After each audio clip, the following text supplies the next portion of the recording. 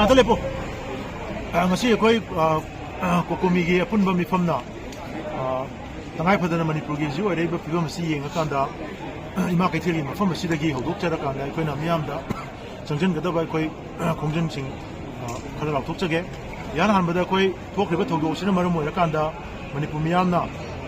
India government amadi manipur government gi kuthangda silaiba security gi thorang asi miyamda thajaba sundam thamdre ano hairiba policy da natana Chin Cookie narco terrorist maruena suspension operation da leiriba armed cookie militant singna micham miyam angang apikpa thanipan chahi ani makhai phobo yauna miyobagi minungsigi wangmada lantho kanda jai tamgumna nungin powtagi phara pukhraga hatuoga turenda langdharamba asingba thodok sing asina maram oira kanda manipur miyamna khang bungamdabadagi madugi pendaba kholaw miyam adu loina khomjinjara kanda kokomina tangai phadana masidagi haura kanda koi ima kaithel gi mafam asimaktada matam kaktaba miyam gi adung laba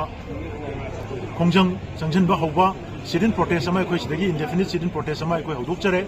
masiga loinana koi manipurda kudaktagi haura kanda India government gi maruoiba loisang sing punamak central office punamak matam kaktana koi athingba thamjanjare academy institution amadi health kamari lenaba essential service natana atopa tabak thorong punamak India government ga mari lenaba tabak thorong khudima kudaktagi athingba thamjanjare maduda natana koi manipur gi hujik lairiba lengak paibda amadi lenga asigi saruk amu oiriba MLA khudimangna athubada pungkun mari gi manungda bakoi punjalakanda Chin Cookie narco terrorist group sing suspension operation da lairiba armed militant cookie militant group mayam asigi mathakta pungkun mari manungda military crackdown ama tawrakanda makhoi si manipur gi laimai dagi takthok nanabagi akan ba thabak se paikhatpa ngamda taragadi manipur miyamna makoi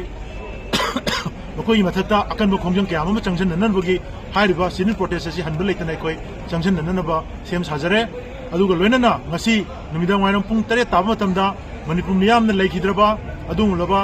nungsi khraba angang nawa thanipan amadi chahi ani makhai gi angang adu gi thawai sing adu gi makoida katpa adung laba khongjang ama oina pendabagi khongjang ama oina miyamna maira paiduna lambi sorok ta thopiraga miyamgi khongchat chatpiu haiduna lauthuk chari aduga manipurda kukina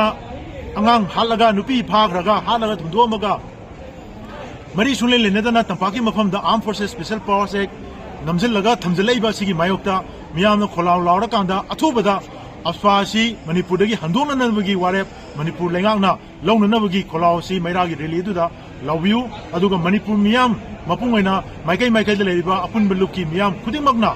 ima kaithian dai khoina ngasi dagi haujaribasi matam kaktana chathajagadaba khongjangni masida akhoi ahing yarektuna ayu nungdin nungsa khangdana akhoi mafam asida akhoina taliba pandam singasi phangdiba wa akhoi khongjang changchal lakanda matam gi khongjang sing lauthokani hairiba khongjang sing asi lauthokna no honabada miyam punna saruk yaminaduna maikai di laibiri chinau ima indon khudimangna ima kaithian da lakpiduna miyamna pangthokadoriba adu no matam kaktaba khongjang asida saruk yaminasi haidara kokomi gi maikai dagi appeal tawjari